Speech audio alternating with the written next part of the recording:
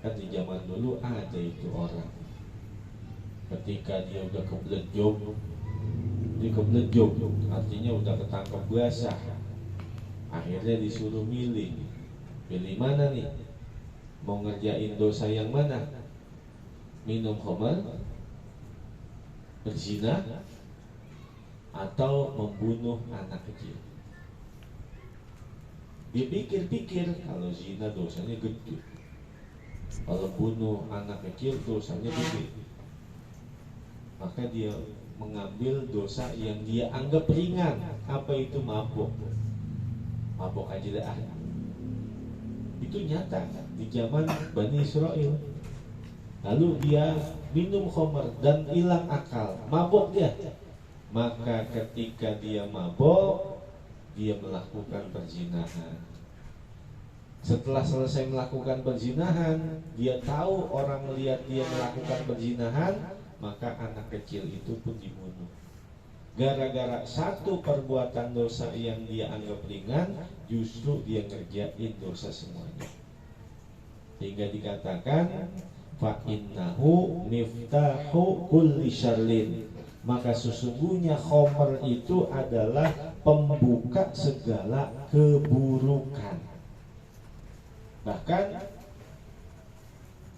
man syariba syarbatan minal khamri lam tuqbal salatuhu arba'ina yauman wa in mata fihi mata kafiran.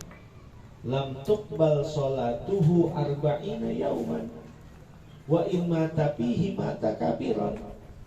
Barang siapa yang minum satu teguk khamr, maka 40 hari 40 malam sholatnya tidak diterima. Dan apabila masa 40 hari itu dia meninggal dunia, maka dia mati dalam keadaan kafir. La yashrabul khamra hina yashrabu wa huwa mu'min.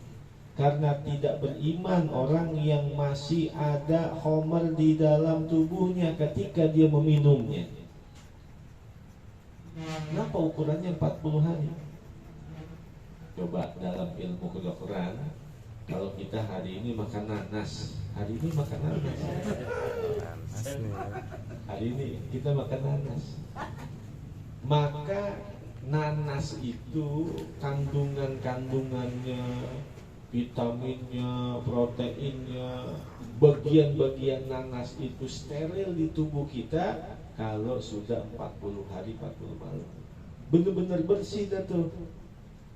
Bagian-bagian nanas yang hari ini kita makan steril dari tubuh kita 40 hari 40 malam. Maka begitulah ketika orang meminum khamr, maka 40 hari 40 malam khamrnya itu masih ada di tubuhnya. Itulah yang menyebabkan sholatnya nggak diterima oleh Allah. La taqrabus sholata wa antum sukara. Jangan kamu mengerjakan sholat dalam keadaan mabuk, dilarang oleh Allah. Itu penyebabnya. Maka tidak ada sesuatu yang dapat membuka segala keburukan kecuali adalah khamr. Jadi khamr ada dua macam. Ada khamr yang berupa cair, ada khamr yang berupa benda padat. Kalau yang berupa cair haram memegangnya, apalagi meminumnya. Kalau khamr yang berupa benda padat, memegangnya suci, mengkonsumsinya haram. Seperti ganja, pil-pil, obat-obatan terlarang, narkoba, dan lain sebagainya.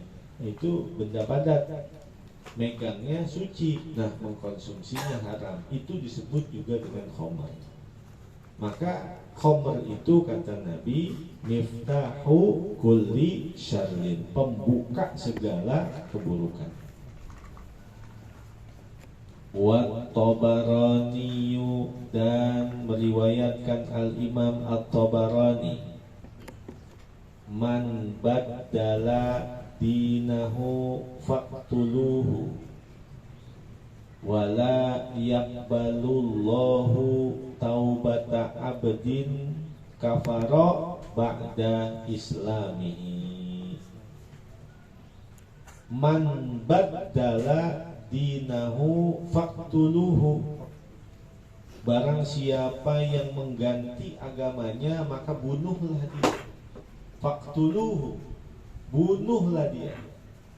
Dalam arti bukan main bunuh-bunuh zaman kita, bukan. Kalau itu dalam pemerintahan di khilafah Islamiyah, di bawah seorang kepemimpinan sultan yang menguasai seluruh dunia seperti di zamannya Khalifah Abu Bakar As-Siddiq, itu khilafah Islamiyah. Man baddala dinahu faqtuluhu. Barang siapa yang merubah agamanya, maka bunuhlah dia. Wala yaqbalullahu taubata abdin. Dan tiada Allah menerima taubat seorang manusia kafara ba'da islamihi, yang ia kafir setelah Islamnya. Udah Islam, kafir ya. Kalau orang kafir, seumur hidup kafir, lalu umur 70 tahun masih kafir, satu hari dia masuk Islam. Baru satu hari masuk Islam, meninggal dunia. Maka nanti di akhirat yang dihisab oleh Allah hanya satu hari doang. Dosanya 70 tahun diampuni oleh Allah. Itulah makna al-islamu yajubbu ma qabla. Islam itu dapat menghapus segala perbuatan dosa yang pernah dia kerjakan sebelum masuk dalam agama Islam. 70 tahun kafir, satu hari dia masuk Islam, baru satu hari masuk Islam meninggal dunia, maka nanti di akhirat dihisab hanya satu hari. Uli Arta, kenal bukan? Uli Arta, Uli Arta yang artis kan dari kecil kafir, muda kafir, sampai tua kafir kan? Masuk Islam tuh, nggak lama dia masuk Islam meninggal dunia. Ada Uli Arta, belum kawin, iya, Uli Arta.